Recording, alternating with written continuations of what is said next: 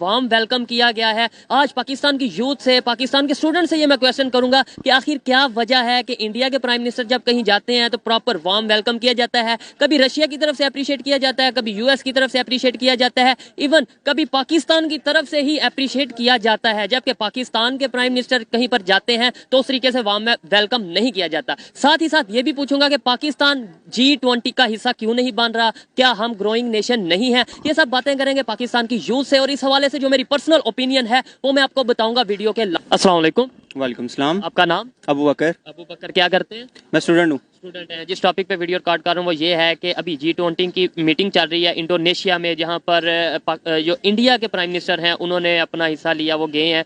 तो उन्हें बहुत ज़्यादा वार्म वेलकम किया गया है, बहुत ज़्यादा मतलब गले मिल के प्रॉपर उन्हें वेलकम किया गया है प्रेसिडेंट्स की तरफ से। क्या वजह है? क्या आपको लगता है कि जब हमारे प्राइम मिनिस्टर जाते हैं तो उन्हें भी ऐसे ही वार्म वेलकम किया जाता है? जी बिल्कुल किया जाता रहा है। पास्ट में अगर हम देखें तो हमें भी बिल्कुल वार्म वेलकम किया जाता है, लेकिन पिछले कुछ अरसे में हमारी जो रेपुटेशन है इंटरनेशनल रिलेशंस में अगर देखी जाए तो हमारी इतनी कोई अच्छी नहीं रही, जिसकी वजह से हमें लोग उस तरीके से वेलकम नहीं कर रहे हैं। ऑब्वियसली इसका ये मसला मतलब नहीं है, कंफ्यूज नजर आ रहे होते हैं। कभी हम पर्ची से देख के पढ़े, हमारे प्राइम मिनिस्टर पढ़े होते हैं, कभी हमारे वो हेडफोन नहीं लग रहा होता तो मजाक बन रहा होता है।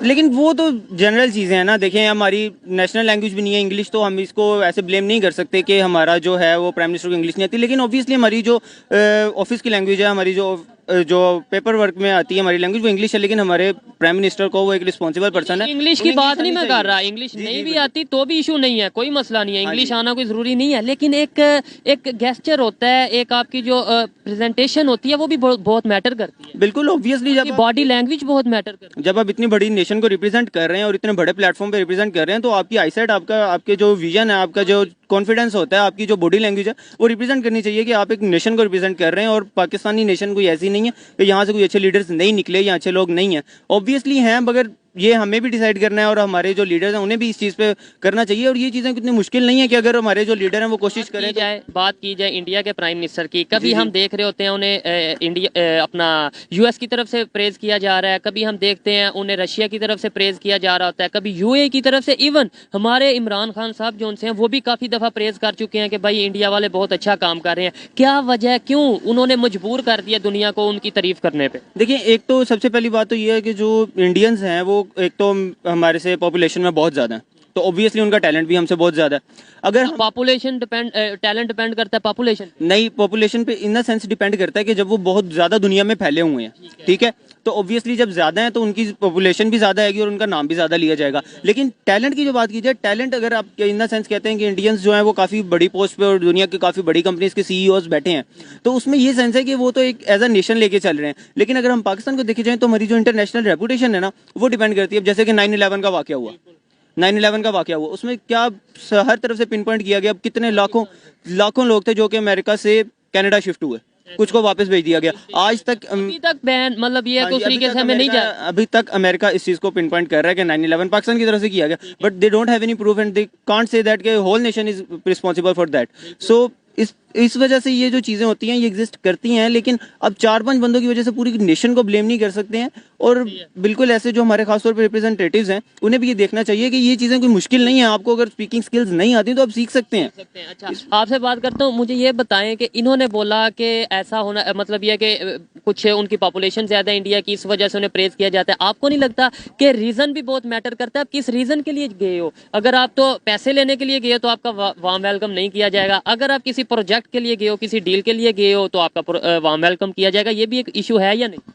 इसमें मैं एक्चुअली ये बात करना चाहूँगा कि जब अयूब खान गए थे अमेरिका में तो उनका इतना वार्म वेलकम हुआ था वहाँ पे। तो जैसे हम देखते हैं कि अब हमारे प्राइम मिनिस्टर जाते हैं, जैसे शहबाज शरीफ साहब हैं, तो उनका उस हिसाब से नहीं वेलकम होता उस हिसाब से, क्योंकि वो एक उनको पता है कि हम मकसद कुछ और है। बिल्कुल। तो अयूब खान जब गए थे तब उनके कार्ट में ना गाड़ी में उठा के सैर कराई गई थी। तो हमें ये तो एक क्लियर समझ आ चुकी है कि लॉ ऑफ नीड है, जब हमें हमारी किसी को ज़रूरत पड़ती है ना तब वो हमारी इज्जत करता है। जाहिर बात है, ये एक दुनिया का कानून है कि जिससे आपको ज़रूरत होगी आप उसकी रिस्पेक्ट करोगे कि, और खास तौर पे इंटरनेशनल लेवल पे। और दूसरे नंबर पे कमिटमेंट भी मैटर करती है या नहीं, कि मतलब यार ये बंदा कमिटमेंट का पक्का है, इसके साथ हमने बात की तो पता चलेगा कि ये बात को निभाएगा। बिल्कुल ऐसे ही है। जब आप एज अ नेशन के रिप्रेजेंटेटिव जाते हैं तो आपकी बात में एक वजन होना चाहिए, आपका एक म्यार होना चाहिए, आपका पोर्टफोलियो ऐसा होना चाहिए, आपका पास्ट ऐसा होना चाहिए कि अगले बंदे को पता हो कि मैं इससे बात कर रहा हूँ, इसने अपनी नेशन से एक मेजोरिटी वोट के साथ ये आया है, तो ये मेरी बात को मद्देनजर रखेगा और जो भी मेरी ये बात की अपनी value भी कमिटमेंट रखेगा। जो भी कमिटमेंट करेगा उस पर पूरा उतरेगा। हाँ जी बिल्कुल। तो कमिटमेंट में आप पहले डिसाइड करेंगे मैंने ये करना है, लेकिन ऐसा ना हो कि आप बस अपने एक काम करवाने के लिए 10 काम आप अपनी कौम के खराब कर दें। बट दैट थिंग मैटर कि आप पहले अपनी प्रायोरिटी सेट करें कि which is my first priority and which will be the first priority of my nation as well. Pakistan, अगर आप दोनों से ये क्वेश्चन है, थोड़ा सा आप साथ आ जाएं, गुफ्तगू इंटरेस्टिंग हो रही है। क्वेश्चन दोनों से ये है, पाकिस्तान G20 में क्यों नहीं आ पा रहा? G20 मतलब ग्रोइंग नेशन जो सी है 20 दुनिया की, उनमें क्यों नहीं आ पा रहा? क्या हम ग्रोइंग नेशन नहीं है? ग्रोइंग नेशन हम हैं, लेकिन ग्रोइंग नेशन होने में और दुनिया को दिखने में ये एक फर्क आता है। अब हम यानी हम हैं लेकिन दुनिया को नहीं नजर आ। हाँ जी, इन अ सेंस कि अब देखें ना, हमारी पिछले 3-4 माह में या पिछले 1 साल में ले लें, हमारी पॉलिटिकल सिचुएशंस क्या रही हैं। अब दुनिया में किसी ने भी अगर सपोज कोई हमें मालदीव्स या इंडोनेशिया से अगर हमें देखता है तो वो सबसे पहले तो देखता है ना कि इस मुल्क की पॉलिटिक्स कितनी स्ट्रांग है। इस मुल्क में सबसे पहले टैलेंट वगैरह की बातें बाद में आती हैं, क्योंकि वो देखते हैं कि आपके जो प्राइम मिनिस्टर हैं, आपके जो प्रेसिडेंट हैं, वो कितने स्टेबल हैं, उनकी कितनी मुल्क में चल रही है, क्या हिसाब चल रहा है। अब जिस हिसाब से यहाँ पे थोक के हिसाब से वज़ीर आज़म आ रहे हैं और चेंज हो रहे हैं, वज़ीर आला हमारे कैसे चेंज हो जाते हैं, तो ये चीज़ें मैटर करती हैं और सबसे पहले मेन चीज़ें यही मैटर करती हैं। अब ओबियसली अगर आप टैलेंट की बात करें, अगर आप ग्रोथ की बात करें, तो पाकिस्तान में बहुत ज़्यादा टैलेंट और बहुत ज़्यादा ग्रोथ अपॉर्चुनिटीज़ हैं। और वो ये तो कोई शक नहीं है। पाकिस्तान की अगर मेजोरिटी की बात की जाए, मेजोरिटी यूथ की, और यूथ में एनर्जी होती है, लेकिन मकसद ये है, बात करने का मकसद ये है कि हम जा किस साइड पे रहे, हम अपनी यूथ को जाया तो नहीं कर रहे। बात ये है कि एक तो जो मेन इशू है वो ये है कि हम तो जो पॉलिटिशियंस हैं ना, उनसे एक तो दूर भागते हैं, और दूसरा ये कि हम उन्हें कुछ रिप्रेजेंट नहीं करने देते कि यार वो हमारी कौम को कोई, हम उन पे कोई फोर्स ही नहीं करते कि यार आप हमारी कौम को रिप्रेजेंट करें, दुनिया के साथ सामने जाके आप कोई बात करें, इंडिया कोई वालों तरीके के, से बात करें। इंडिया की अगर बात की जाए, उनका क्या ऐसा फार्मूला है, क्या ऐसी पॉलिसी है कि उनका कंट्री भी ग्रो कर रहा है, दुनिया भी उनकी रिस्पेक्ट कर रही है, उनके जो उनसे लीडर्स हैं वो भी दुनिया में उन्हें प्रेज किया जा रहा है, उनकी रिस्पेक्ट की जा रही है। क्या वजह क्या है, कौन सी ऐसी पॉलिसीज हैं आपके ख्याल में? आई वुड से कि जो पॉलिटिक्स है इंडिया की, that is far better than Pakistan. The political strengths and political policies by the India is far better than Pakistan, क्योंकि वहाँ पे जो गवर्नमेंट आती है वो 5 साल पूरे करती है एंड दे 5 साल की बजाय ये जो उनके अभी मौजूदा प्राइम मिनिस्टर है, उनका ये दूसरा टेन्योर, और कहा यह जा रहा है शायद यही पार्टी तीसरा टेन्योर भी करेगी। ओके, अगर वो अपनी कौम को राजी कर रहे हैं, कौम उनसे खुश है, तो तीसरा क्या वो अगले 10 भी टेन्योर कर सकते हैं। बिल्कुल, डेवलपमेंट का काम ये तो पब्लिक पे डिपेंड करता है ना। पब्लिक अगर उनसे खुश है तो उन्हें 3 क्या 10 भी देंगी, और उन्हें जितना वो प्रेस कर सकते हैं उतना करेंगे, और जितना पहले से ज्यादा मेजोरिटी से वो आएंगे आगे। तो ये चीजें तो ऐसे डिपेंड करती हैं। जब वो देखते हैं कि उन्हें वर्ल्ड में प्रेस किया जा रहा है, इंडियन नेशन को भी प्रेस किया जाता है ऑब्वियसली, जब मोदी जाते हैं और बाकी सारी चीजें। हमारे जो इमरान खान साहब हैं, फॉर्मर प्राइम मिनिस्टर रह चुके हैं, वो प्रेज करने पर मजबूर हो चुके हैं, तो दुनिया तो, यानी हमें हरीफ समझा जाता है ना, तो हम अगर हरीफ इंडिया की तारीफ करने पे मजबूर है तो दुनिया क्यों नहीं करेगी? हरीफ इन द सेंस कि देखें, जो चीज़ असल है वो सारों को नजर आ रही है कि असल है, ठीक है। हाँ जी बिल्कुल, ये चीज़ है और उनमें ये स्ट्रेंथ है, तो सारी दुनिया देख रही है। पाकिस्तान उनकी स्ट्रेंथ में बात कर रहा है तो ठीक है, पाकिस्तान कर रहा है, अगर कोई पॉजिटिव चीज है अप्रिशिएट, तो उसे बिल्कुल अप्रिशिएट करना चाहिए। हम कैसे ग्रो करेंगे? मतलब देखें, हम अभी देख रहे हैं कि यार इंडिया कैसे, उनमें भी बहुत ज्यादा मसाइल थे। अगर 90s की बात की जाए, 80s की बात की जाए, बहुत ज्यादा मसाइल थे इंडिया में। आज इंडिया ऐसे ग्रो कर रहा है कि हर बंदा इंडिया इंडिया इंडिया करने पे मजबूर है। और जिन लोगों को ये बात का नहीं पता, वो थोड़ा सा अपना गूगल किया करें, थोड़ा सा सर्च किया करें, फिर उन्हें पता चलेगा कि रियलिटी क्या है। क्या वजह इसकी?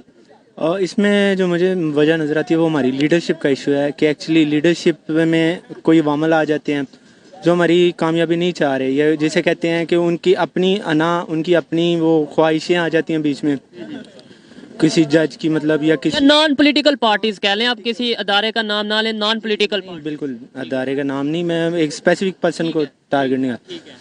तो इसमें यही है कि मुख्तलिफ अवामिल कंट्रीब्यूट करते हैं, हमारी ग्रोथ को हिंडर करते हैं।